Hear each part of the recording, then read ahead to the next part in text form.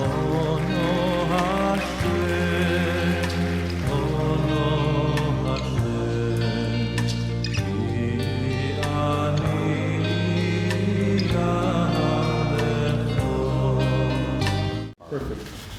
Okay. Good, man. Yeah. Okay. Shalom Aleichem to everybody. It's been a long break. It's good to be back together again. I'm happy to see the old faces and the new faces. And we'll share some insights into this week's coming Parsha. This is Parshas Toldos. And in this Parsha, we have Vayihi ki zokein Yitzchak v'techena einov meiros. Yitzchak became old. If you want to know how old he was, I made a cheshbon. Help me out with the cheshbon. It says he got married at 60, right? He was 60 years old when he got married. And when Esav was 40 years old, he got married.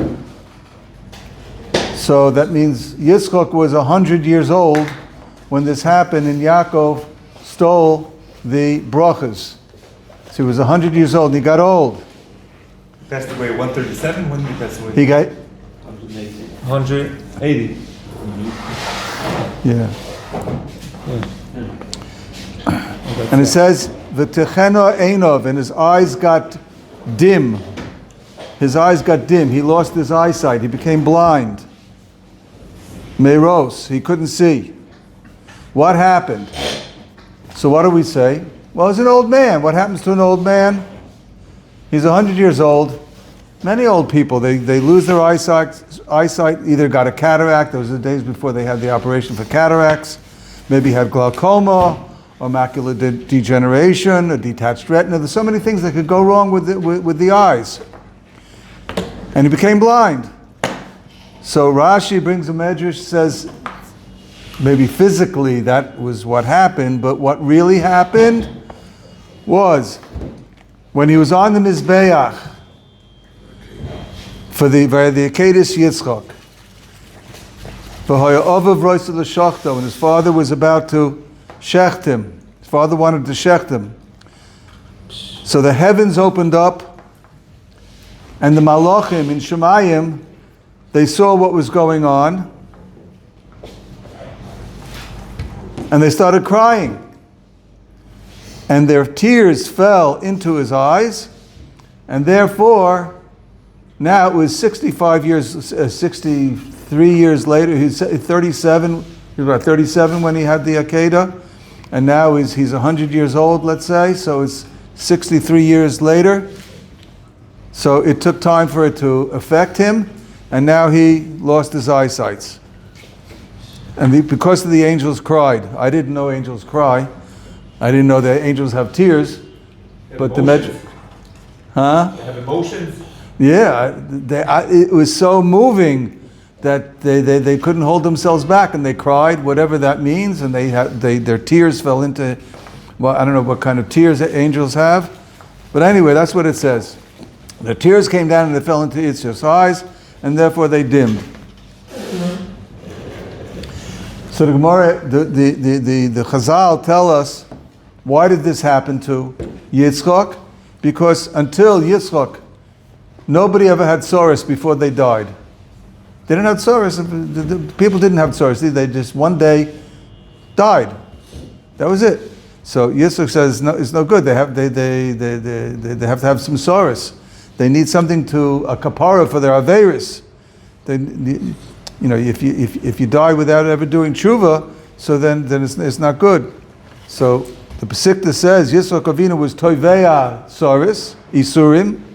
He said, Rebbeinu Shalom, another person dies and he doesn't have any isurim, and midas adin is mesucha kenegdo, so he can't. There's no way to stand up against the midas adin, unless you bring asurim on him, and then the isurim they clean him up. They're a cleansing process.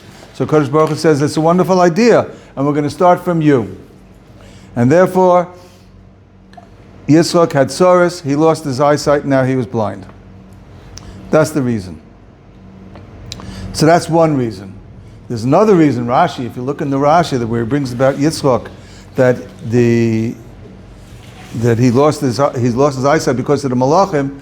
He says, Davar Acher, in order that Yaakov should be able to steal the blessings, the brachas. Yaakov was able to steal the brachas because Yisuf didn't recognize him. So this was also hashgacha pratis. Everything that happens in this world is with hashgacha pratis. It's directly orchestrated by the Ribbono Shel Olam. Now, to understand this medrash that Rashi is bringing down, that the Shemayim opened up, and the Shemayim opened up, and the Malachim saw him, and they started crying. So the question is, why did Shemayim have to open up for the Malachim to cry? Why did the Shemayim have to open up for the Malachim to cry? Malachim couldn't see him, and why did the Kadosh Baruch Hu have to show the Malachim? What was so important to show the Malachim that Yitzchak was on the Akedah? So I want to tell you a story. I heard a story, an unbelievable story.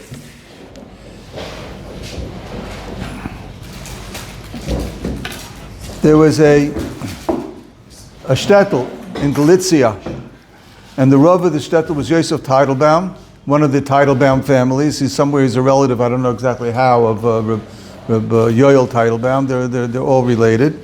So there was a Yosef Teitelbaum, and he was the Rav in a very large city in Europe before the Holocaust. He dedicated his entire life to paskening. He paskened halachas for the Kehillah. He was the Rav of Machshir. He maintained the kashrus, the Torah, the mikvah. He organized the cheder, the Torah learning. 24 hours a day. He was dedicated to taking care of the Kehillah. And in return, so the Kehillah paid his rent, and they gave him a maskaret, they gave him a salary to support himself and his family. One day, the landlord came and knocked on the door. He's a goy, and he informed them that he was selling their apartment, and the family had 1 month to move out. Oy vey. It was panic. There were no apartments available for rent in that whole city. The whole city was mostly goyim, and everybody owned their own houses, and there weren't any rentals. And to buy an apartment, it was much too expensive. He couldn't afford it. He didn't have enough savings or enough salary to afford buying a new apartment. So if they vacated their apartment, he would have to move to another city. He would lose his job as the Rav. He would no longer have his life's mission. He was totally dedicated to the Kehillah. That would come to an end, and his financial income would stop. How is he going to support his wife and family? Oy vey. This was a terrible, terrible calamity. And as hard as it was for Rav Yosef, it was even harder for his wife. She took it very, very hard. She didn't know what to do with this. But there was no option. There was no solution in sight. So brokenheartedly, they started to prepare to leave the city. Now, a few days later, there was an argument broke out between two ladies in the street corner. There were two ladies, two women, they broke out, and they started hurling insults one at the other, as people do when they get into a altercation. And one woman, in an attempt to hurt the other lady, she said something which wasn't true. You're a difficult and terrible woman. I even heard this from the Rebbitzin. The Rebbitzin says you're dangerous you have to be avoided. And this woman was very hurt. The Rebbitzin said that about me? She was furious. She was angry. The Rebbitzin, she immediately went to the Rebbitzin's house, knocked on the door, going to attack her for bad-mouthing her and spreading bad things. She knocked on the Rebbitzin's door, and the Rebbitzin greeted her with a wide, big smile, like she always did. But the lady, she burst out loudly, and it was at the front door, and everybody in the street heard her. How dare you say I'm a difficult woman? I should be avoided. Shame Shame on you. You're a miserable, lowly woman yourself. The Rebbetzin froze. I mean, what's this woman talking about? Why she come to attack me and hurt her publicly? I never said this. I don't know what you're talking about.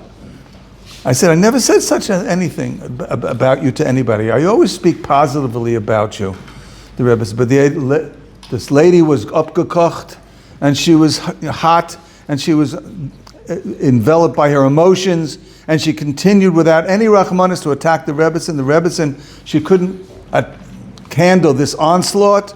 She ran into her room, locked the door. She burst into bitter tears, crying like she never did before.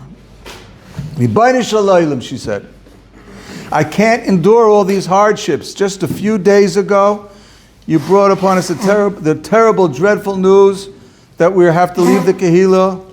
We're kicked out. We invested our entire lives, our entire livelihood, our children. Now you bring such terrible pain on me, the humiliation, the shame. I want to die from shame and sorrow. Ribbon Shalom, what do you want from me?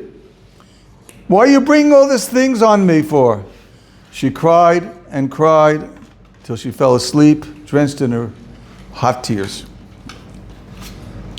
As she's sleeping, the image of her holy father, he was a big Talmid Chacham, Yecheskel Shraga Tumim, appeared before her in a dream. He had also been a Rav in that area of Europe. His face shone. It was like the sun shining. It was such shining, such light came out of his face. He called out to her and said, my daughter, I'm ashamed of you. Your weeping brings me shame and pain in the next world. You should know. In the next world, there was a harsh decree upon you. You were supposed to die. Now listen closely to this. When I saw that, I exerted all my strength to be a Melitz Yosher for you. I begged and I pleaded with the Ribbon Shalom for mercy to annul the terrible decree to keep you alive. After I begged and pleaded, my request was accepted. And it was decided in Shemayim that they should replace the decree against you to die. How? The goy who owned the apartment you were living in would come to tell you that he's selling it, and you have to leave. But in Shemayim, when they heard that deal, that the exchange for the one sentence for the other, they said, the suffering of being forced to leave your home would not be enough. It wasn't enough to annul the decree of death, so it was decided. What else could they do? Bushes,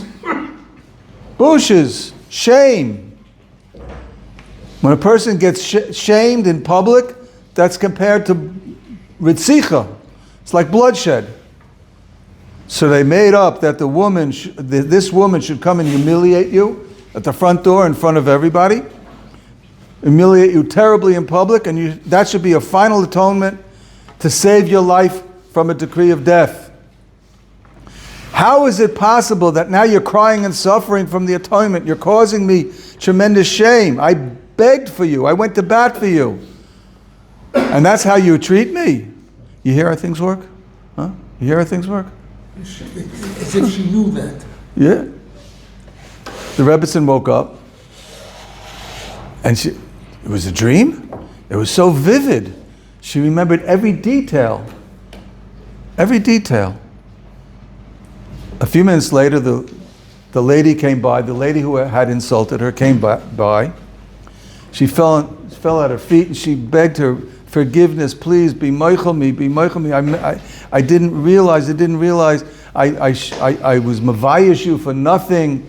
It was a mistake. I just found out that the woman who had told me those terrible things that you had said, she was lying. She had made up the whole story just to hurt me. Please forgive me, be moichel me. So the Rebbetzin, remembering her dream, she said, of course, I don't have anything against you. I thank you for causing me to tsar.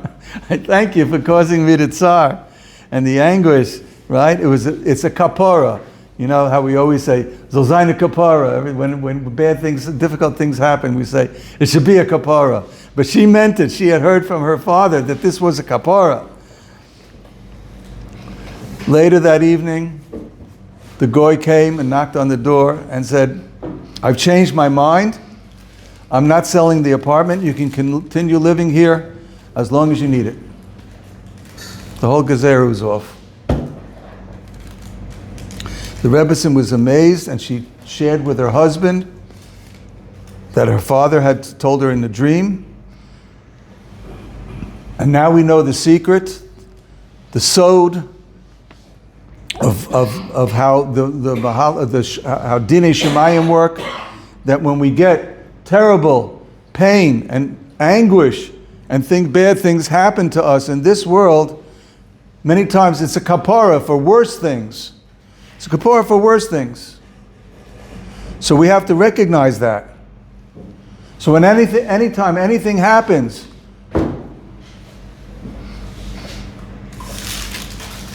you know, people say, Zolzaina kapara, it should be a kapara. Mean it. You have to realize there's something else going on in Shemayim that you had to suffer for. Imagine you just bought a new shirt. You got right. You have very big business deals, so you want to have you want to be dressed properly. So you go buy not just a plain Exis shirt, a plain shirt. They're good. You buy a I don't know the names of the Becoming those. Yeah, I buy all the express shirts, Rabbi. So. You buy an expensive shirt, right? You buy an expensive shirt. Fantastic! It's covered by my. Meetings with the seven shekel at a time. Bank meetings. All express.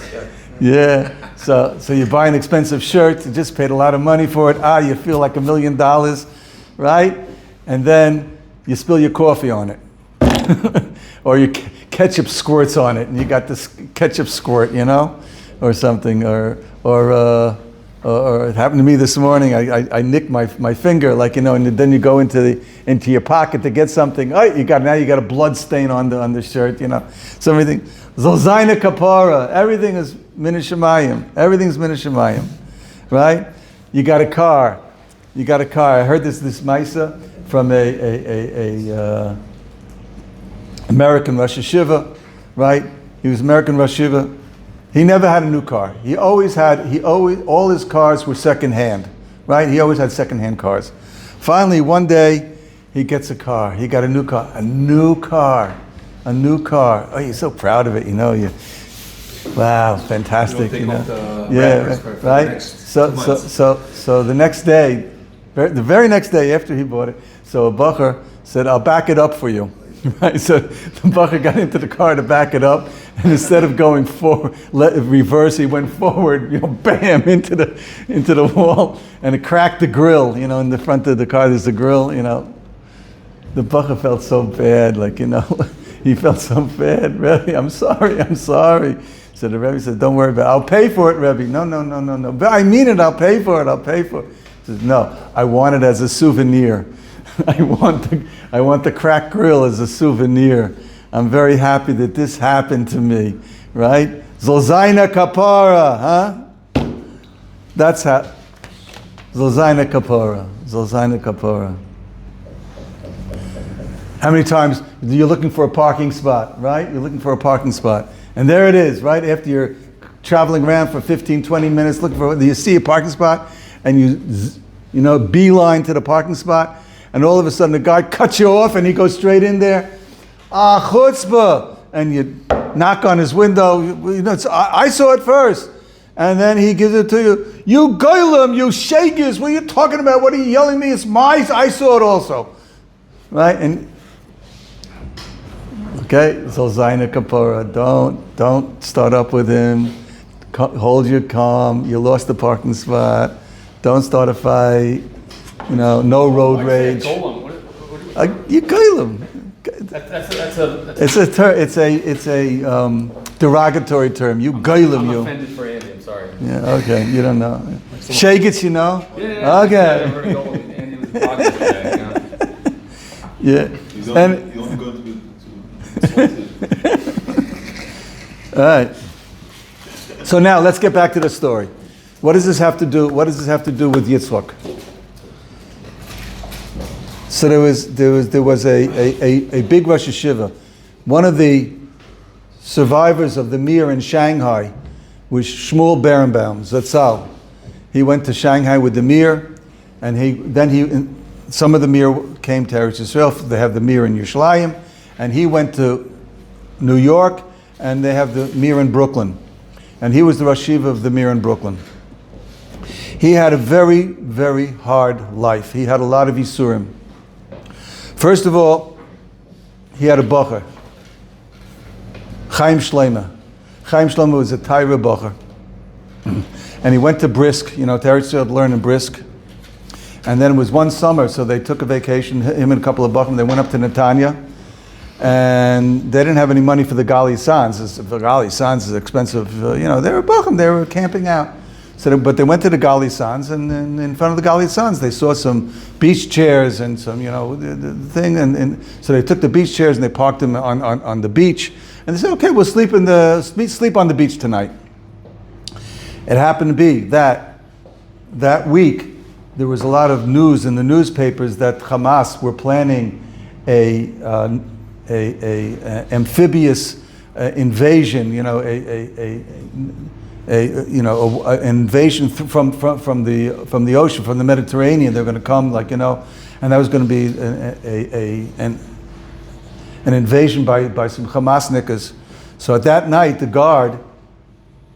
shomer of the hotel, so he saw in the distance, on the beach some black figures roaming around the beach, and he got scared, and he took out his gun and he started shooting. They all scattered, but Chaim Shlomo took a bullet. He took a bullet,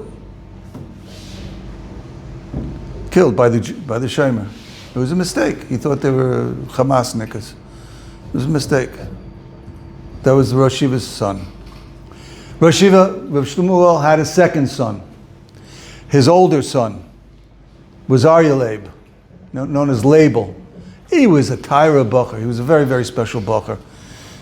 His mother, the Rebbitzin, she ran the office in the yeshiva, so she used to take the baby carriage into the office, and when she went to work in the office, she used to park it in the Ezras Noshim, the office is next to the Ezras Noshim. So she parked the baby carriage in the Ezras Noshim with the window open, and the Koil Torah, so the baby grew up hearing the Koil Torah. And Label, he developed into a very, very a Torah bacher, such a bacher. He was a big Balkishin. He was a Torah bacher. He was Kodesh v'Tahar. At the age of 13, he got fed up with Cheder. He said, "This is crazy. This is crazy." He went into a room in the yeshiva and he started learning Shas. He wasn't going to learn whatever they learn, 13-year-old. He started Shas. He started at brachas. At the age of 14, he finished a sefer on brachas. He called it Gevuras Leiv. His name was Aryeh Leib. He called it Gevuras Leiv. And he went to his father and said, "I want to print a sefer." You're 14 years old, 14-year-old kid doesn't print a sefer. What are you doing? No, but I finished I have a whole sefer on brachas. What? You're 14 years old, but I want to print it. If you get a haskama from Rav Moshe Feinstein, I'll let you print it. So he went to Rav Moshe. A couple of Fridays he went to, Friday afternoon, he went to Rav Moshe. He sat down with Rav Moshe, started talking to him and learning. And Rav Moshe said, "Wow, what a kid." He was a big Balkishin, right? And he asked Rav Moshe for a haskama, and Rav Moshe gave him a haskama. He went back to his father. "How'd you finagle haskama out of Rav Moshe?" He took it, but he printed the sefer. The kid said he was a very big masmid, very holy neshama. He finally got married to a Rosh Hashiva's daughter, and he lived in Bnei Brak. He moved to Eretz Yisrael, and he lived in Bnei Brak. He made a chavrusa. I don't know for how long this was. He had a chavrusa with Rav Shach. That's who he was. He had a chavrus. He found other gedolim. He was a very special person, very big master, and he knew a lot. Very big Eloi, very big genius. At the age of 42, he passed away from cancer. It was a tragedy. Rav Shmuel's second son, and such a Tyra kid. He had such hopes for this kid. He was going to be the next Gadol Ador, and now 42, he passed away. So he gave a hesped. And it was this week's Parsha, Toldos. And he quoted our Rashi. Yitzchak became blind because the angels cried. The Kadosh Baruch Hu opened up the heavens, and the angels saw, and the angels cried.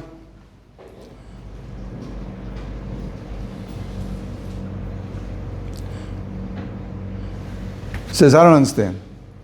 Angels don't need to open up the heavens in order to see what's going on down here. The angels can see. Malachim can see what's happening. We can't see what's happening upstairs. It says, where else do we find that the heavens opened up, that the Shemayim opened up? By Matan Torah, by Kabbalah Torah, it says, Ata hareisa ladas ki Hashem hu Elokim, ein oid milvadoi.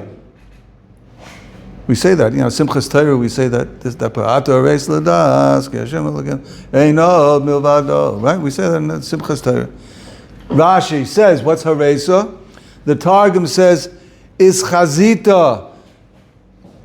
You made yourself appear. You appeared. Haresa. You appeared to the people, to the Klal Yisrael. How'd you appear to Klal Yisrael? When a Kadosh Baruch Hu, Rashi says over there, when Kadosh Baruch Hu gave the Torah, he opened up the 7 Rekiyas that Klal Yisrael could look up and see what's going on in Shemayim. And just like he opened up the 7 Rekiyas so they could see all the way up in Shemayim, he opened up the 7, all the Tachtoinim. I guess that means the 7 Maduras of Gehenim. They saw all Shemayim and down below, everything that's down below. And they saw Kihu Elokim, Hashem is Elokim. He's Yechidi, that's what Rashi says. Hashem is everything. Hashem Echad. Hashem is Echad in Shemayim and down below in Babaretz. Therefore it says, Ata Reisa Ladas. You know now that there's only Hashem. There's only one Koyach in the world. And that's Hashem. Hashem Echad. Now we can't see in Shemayim. And we can't see down to the nether world, right? So he had to open up those places for us to see. And now we see that Hashem is Echad in the world, Ba'olam, but the Malachim, they can't see.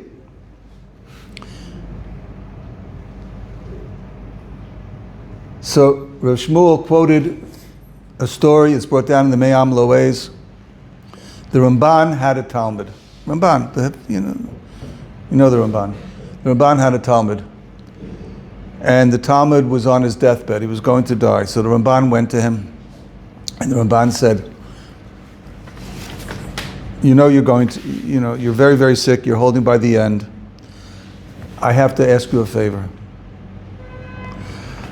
I have a request. I have several questions that have been bothering me about the Hanhaga of a Kodesh Baruch Hu in the world. When you get up to Shemayim, I want you to help me find an answer. I'm going to give you a kameya, an amulet. It's got all sorts of shemus written in this amulet, all sorts of shemus there.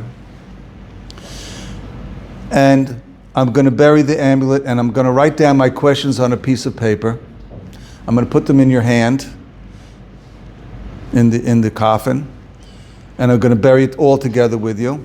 You're going to take the kamiyah with all the shemus of a Kodesh Baruch Hu, and all the heichalos, all the gates are going to be opened up for you.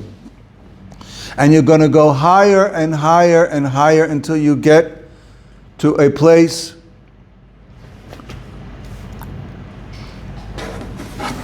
is called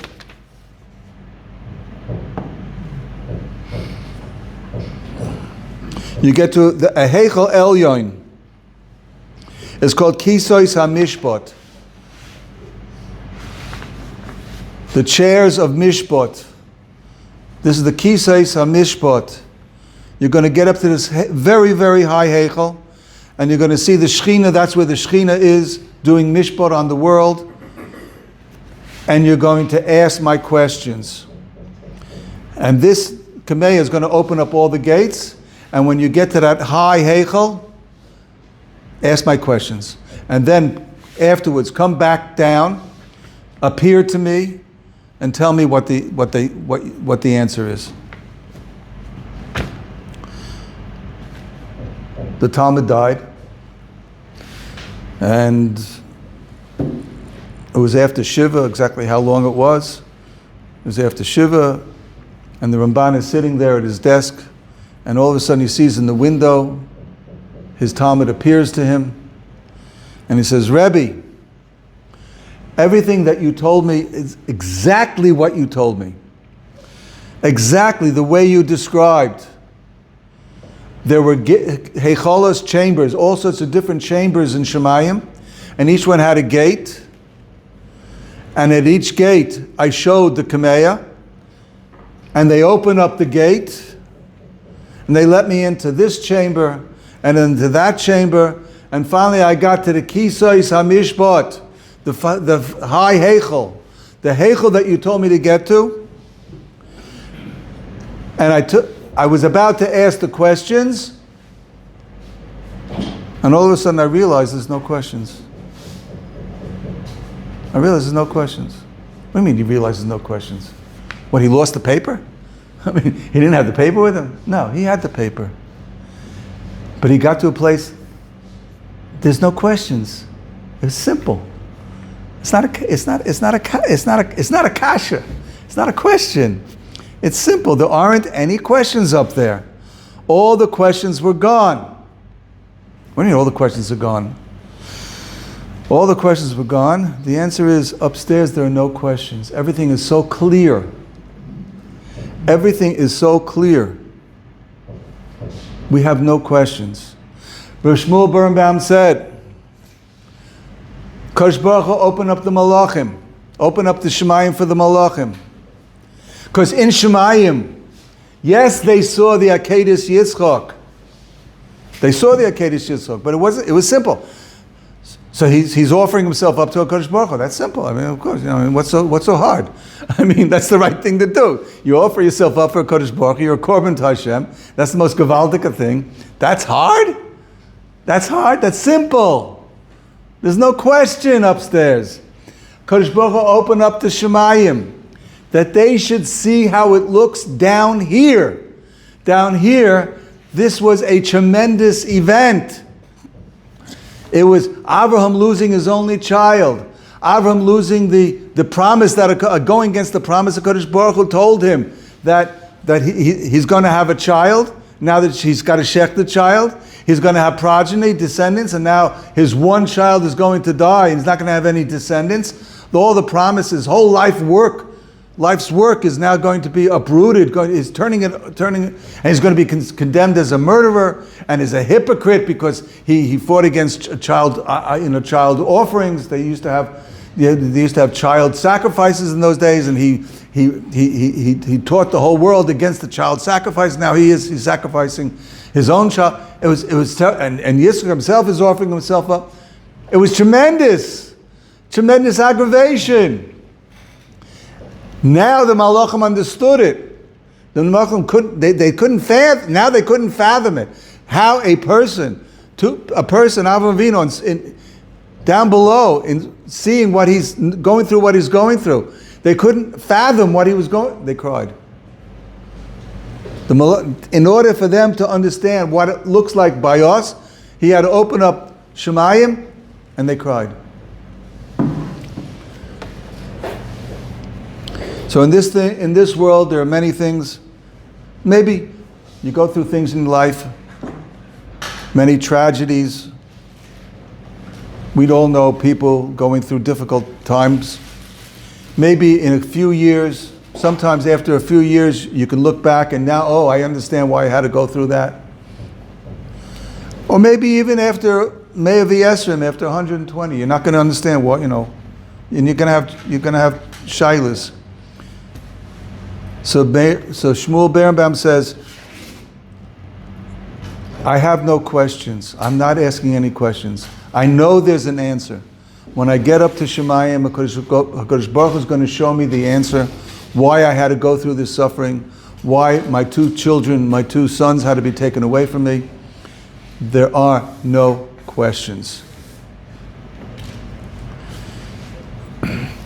There's a sefer called Parshas Yosef. He brings down a Maisa from the Ger Rebbe. The Ger Rebbe said over a Maisa.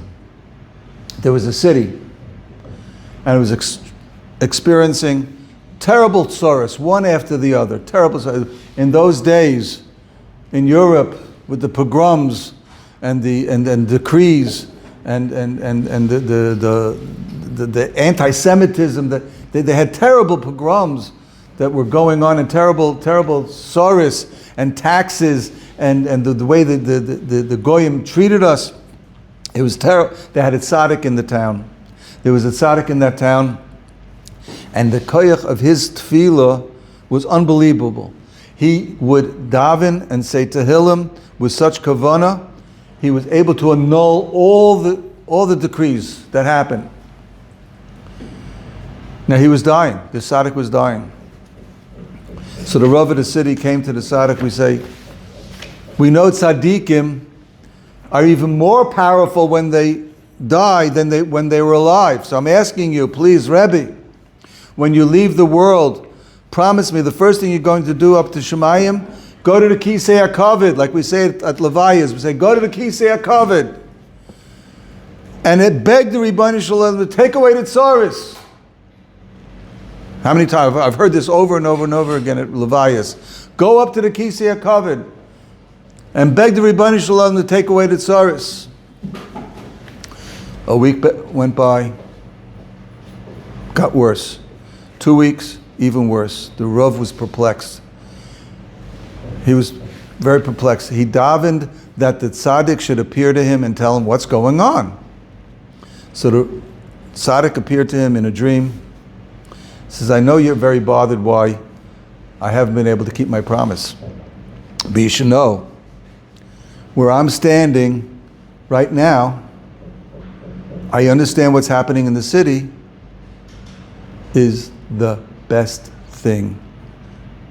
It's the biggest rachamim. It's the biggest hatova. It's the best thing for the city that is forever and ever. It's the best thing. I can't daven. It should go away. But you see it as bad. So you daven.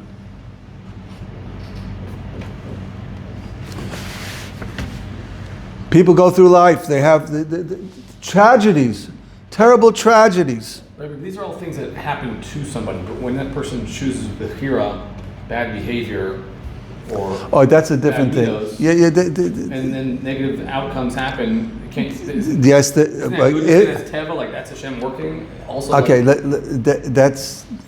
that's a difficult question. Why does he have that temperament? I'm saying, like when Cook and I were in Lita this week, that was our number one question, right? Like you're choosing to be there. What does that mean? Like, there are people who don't want to leave. They want to stay in Lita no matter what. Or there's still Jews who want to stay in a place. Okay, but I can't judge everybody. That's a different topic. That's a different topic, and you have different types of people and different understandings of how people understand. To smoke every day so you're a fool. You're a fool. That's a different shmooze. Okay. Yeah, that's bechira. I'm not talking about bechira. I'm talking about when bad things happen to good people. Okay. But tzaddik v'ralo. Okay, let's not talk about bad bechira. Bad bechira is another shmooze, and it also depends upon your upbringing and how who your parents were, who your surroundings were, what your temperament is, how and how you have a temperament which reacts in a certain way to what happens to you. That's not our discussion now. It's a different discussion.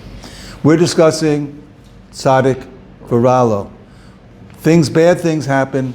I know that there are bad things happen. We know that bad things happen, and people say, I can't take it anymore. A tragedy happens, whether it's an illness, somebody dear to them, illness, or they have to go through, I know I have two Talmidim are going through a very messy divorce, very, very messy divorce. Why do they have to suffer like this? And the wife snapped, and she sent him to jail, and everybody listens to the wife. That's how it is in today's courts. When you go through a divorce, chas v'sholom, a person shouldn't go through a divorce, but they always listen to the woman. It's a woman's world, and she dreams up all sorts of allegations and accusations. And the guy says, just take the get and let's go. Get and get. Take the get and get. And she won't. They want to squeeze. She wants to get back at him for all the terrible things. Kids, they're suffering. They're suffering. Why is he suffering? I can't take it anymore. And he's thrown out of the house, and she put she locked the bank account. He doesn't. You can imagine all the terrible things that go on. Shem Yirachim. All sorts of different things that happen. A person, kitzer, and people complain and say, I want to die. I want to die.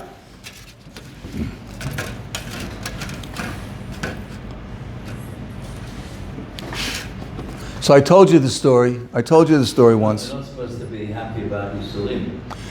That's not. Somebody falls down the stairs. You say, "Oh, great! That's it. Kol Dela Tova." It's not what's supposed to be. When something bad happens to you, your natural reaction, you are a human being. A human being, when something bad happens, he goes, ouch. Or he cries. That's a normal reaction. And yes, it's normal to do that. But if we train ourselves, we can say, Zolzaina Kapora, I don't understand it. Sometimes it's a message you have to do. You have to improve yourself. You have to change yourself. It's a message from Shemayim. Yeah. That's great. That's been a Shemayim and Kol Tova. That's right. Just get on. No. It's Min Shemayim, but it's a message. Is there a difference when the Shaliach of the Kapara is coming from a non-Jew compared to a Jew? I'm sorry? Like you told the story before where the Kapara came from a non-Jew. Yeah, it could come from anybody. Yeah. But does that make... It could come from anybody. There was a din against her that her life There was was, yeah, taken away. that was an extreme case. I had... So what happened was in place of that. But there was still a din When I was a young man, I'm an alter younger man. So I had a very, very special neighbor, very, I was very close to, and he used to drive with Scheinberg around, and he had a Peugeot, very good. I remember the car. Yeah, a Peugeot. Station. Yeah, to drive the Rosh Yeshiva. And one morning he went downstairs to take the Rosh Yeshiva, and the car's gone, stolen. And he didn't have any insurance. In those days, he didn't have any insurance. He didn't have any insurance. Mamish. He was broken. He was broken. And he told me... His daughter passed away. He told me that his daughter was very sick. Chevy was very sick. And he says, this was in place of Chevy. This was in place of my daughter, that she shouldn't pass away. And she lived for many years afterwards. Right? So he took it as a kapara that he should lose the car, and not. There's another famous Maisa with I don't have it here, with Rav Nissan Gon. Rav Nissan Gon quotes that there was Yeshua ben Levi went around with Eliyahu Novi, and they saw an old couple.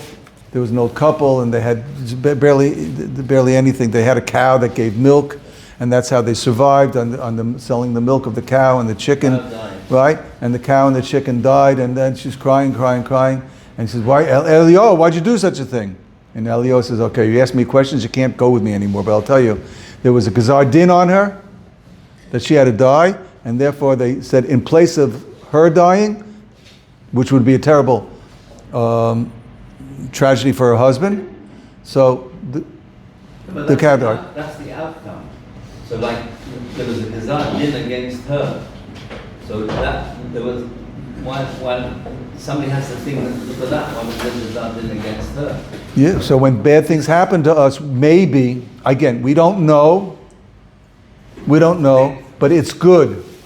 Call the Ovid Rachmana Letav Ovid. It's good. I don't understand why. Maybe that's an answer. Either maybe it's a kapara, maybe it's a wake-up call, or both. You know, none of us are perfect. And, you know, we can try to figure out how to make our lives better. Those are possibilities. I don't know, but we should not have tainas on a Kodesh Baruch Hu. Okay, let me finish up because we're running out. One more. I told you this, Maisa, last year, 2 years ago. Tzvi Hirsch Meisels, he was the Weizenarov. He was Weizenarov. And he was, when he was a young Rebbe, he was a young man, he was sent to Auschwitz. He wrote a sefer called Mekadshe Hashem, which he got stories about what happened to him in Auschwitz. And this is one story that he writes in the sefer. One day he's in the yard there with all the other inmates, and an SS officer comes and tells him, the commandant wants to see you. Now everybody knew that when the commandant wants to see you, that means it's dead. You're dead. Because the commandant used to play with his pistol, and he was a sadist. He loved, taking, pot shots at Jews and target practice on Jews. He loved it. So he knew that it was a death sentence. He decided if he refuses to go, makes a ruckus here, he's dead right on the spot. The SS officers didn't ask questions. So he said, if I go over to the commandant, I have another 15 minutes to live. I have a chiyuv to try to live another 15 minutes. So he took off his boots and gave them to one inmate. And he took off his coat, what coat he had, he gave it to another inmate. And he gave his rations, he had rations, gave it to another inmate. So he doesn't need it anymore, he's a dead man. And he went with the SS officer to the commandant. So the commandant says, Rabbina, have a seat. I have a question for you. You are a rabbi. Your Nazi accent is terrible. You'll never make a good Nazi. I'll never make a good You're not Nazi. going to make the cut. I have a question for you. I want you to answer my question. You know you believe in God. And God is permitting us, Nazis, to do terrible things to you Jews. Doesn't that bother you? And you have to answer my question. So Tzvi Hirsch says, when I was a little cheder yingel, when I was a little boy in cheder, so the Rebbe told us, don't ask questions on God. Why not? Because maybe he'll invite you upstairs to give you the answer. And you don't want to go upstairs so fast. So don't ask questions, and God won't invite you upstairs so fast. So the commandant laughed. He thought it was a cute teretz, a cute answer. He says, good, and he let him go. Get away with stuff.